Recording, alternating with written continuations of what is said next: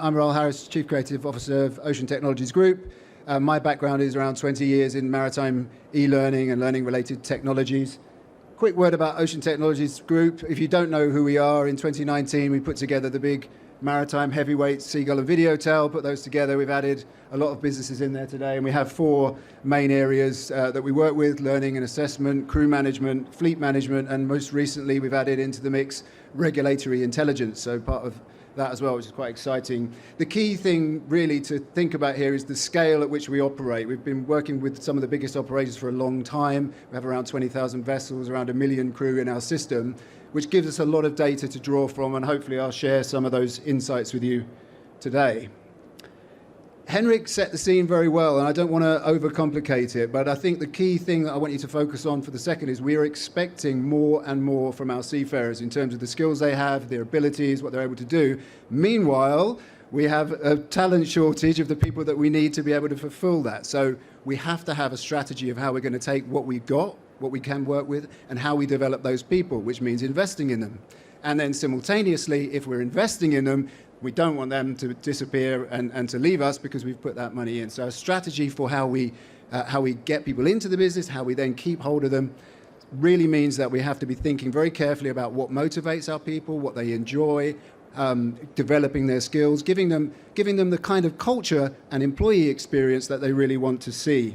And that, for us, is increasingly, we talk about that as being human capital management, and being unashamed about the fact of thinking about people as an asset, truly, an asset that you invest in and that you nurture and that you enable to perform so that they can deliver on the performance that you need them to do. And I'm drawing your attention to this report because I don't have time to go into it today. This is a report we did with Thetis called The Bottom Line. The QR code will let you download it, or you'll find it easily if you look online, their website.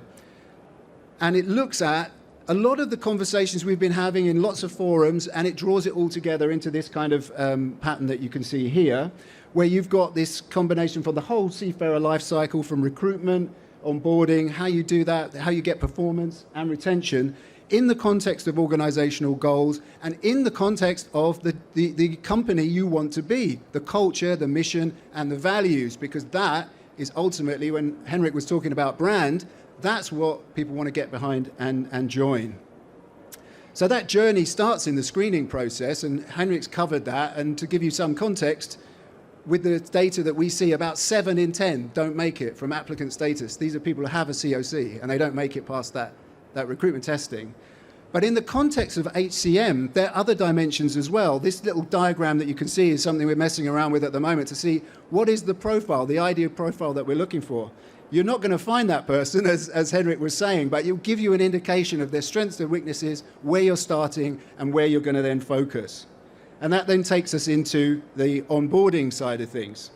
And that should be hidden, sorry. I don't have time for this one, but it basically shows that as part of this sort of induction process, when you're bringing people into your business, you're going to set out a program of learning that they have to do. And increasingly, we're seeing a big increase, not just in the compliance training and certification, but also in terms of things like companies building out material that explains their culture, their mission, their values. And that last slide, which we don't have time for, showed a big spike in that. But it's not just about that, getting them ready for work and then the job is done. Henrik mentioned it. We need to think about careers, and we already have a great car in the garage that we're not using very often in competency management systems. And this really gives us a way of designing the proficiencies and being clear and transparent about what people want to do to go through this process where you're constantly evaluating their skills and so on.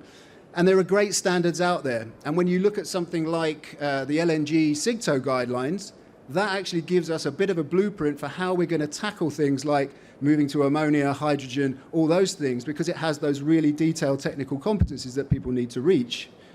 But it's not just about technical competencies. Oh no. The debate has moved forward, and many of you will recognize this document by Intertanko and OCIMF, the BCAV, the Behavioral Competency Guidelines. And what this seeks to do is to try and codify a way of developing, or assessing firstly, and then developing on behaviors, because none of this is going to happen by accident. We're not just going to find people off the street who have great technical abilities and they're also great leaders, communicators. We have to nurture that and develop that, and putting in place that competence framework is the way to do it. And if you look at this quote, I don't know if you can read it, but essentially what it's doing is it's linking competency management systems also to shared values and shared cultures, because you're getting that consistency of building not just a competent team, but a competent organization that's built on those solid foundation. Bit more data for you.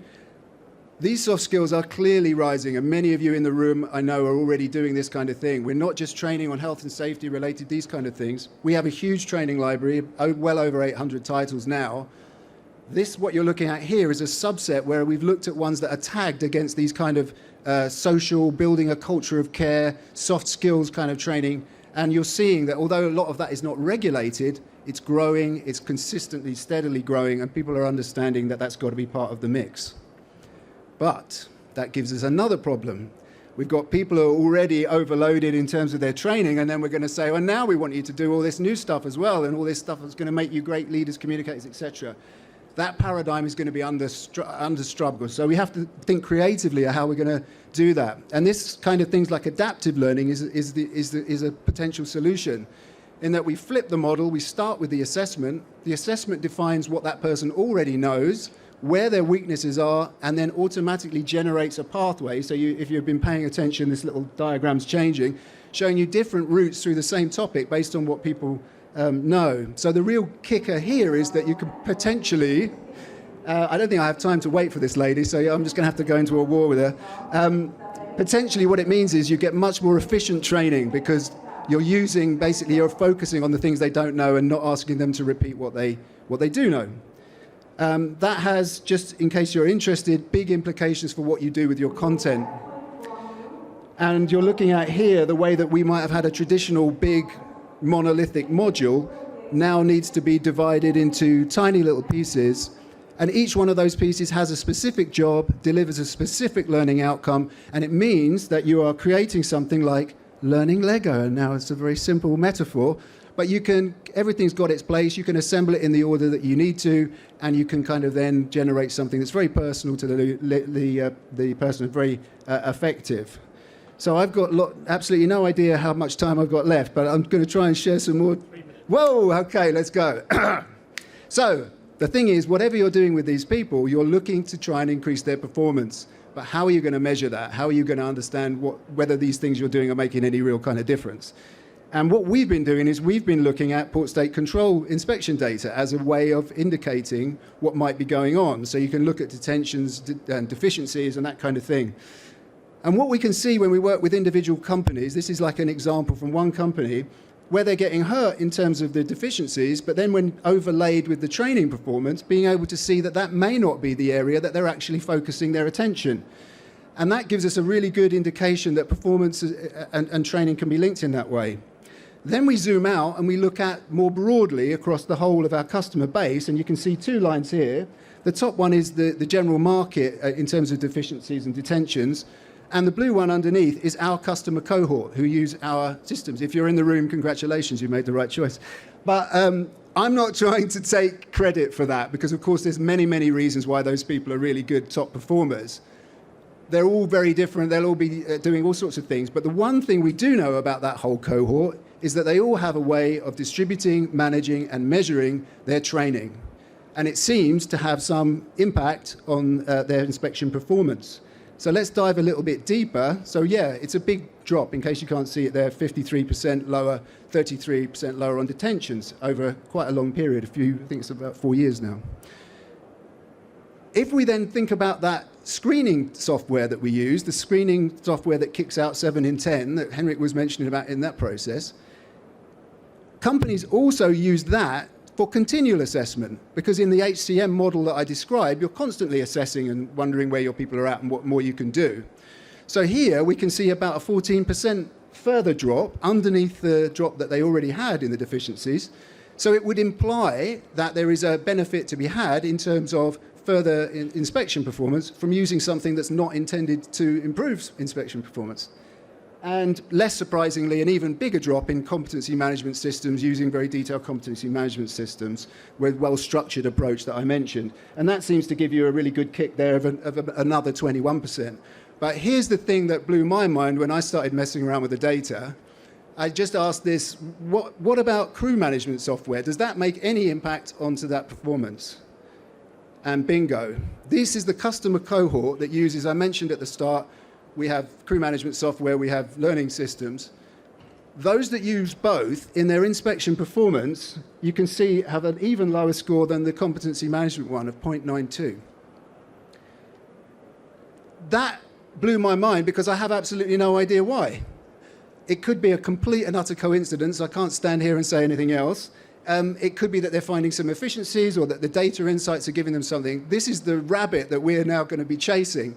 But I think what it does do is it proves to me it's some evidence of that approach of taking that human capital management approach and thinking about this whole thing holistically and how you move those drivers through. So I know, and then obviously that's just one source of information, PSC data. What happens when we start throwing in all these other sources of data and company-specific data into the mix? It's going to be very exciting. But I've indulged you for too long. And about a minute, I'll give you another minute. well, I don't need another minute, Sean, to be honest. You know, Okay. I need a drink. But my throat is closing up. Would you mind giving me some water? But yeah, takeaways. I'm not going to read through all of these, but I think, one, please do read that report because I think it's an interesting conversation starter, the HCM report. Secondly, really think about culture and how you're going to build that into your whole learning and development strategy. If you can, look at competency management because I think that is it's underused, it was ahead of its time, and its time is now. And then, yeah, thinking about, what's the last point? I've not got many to pick from. So data. Think about the data you can draw on that you can actually start lining up against that so you can see where your people investment is. Thank you very much.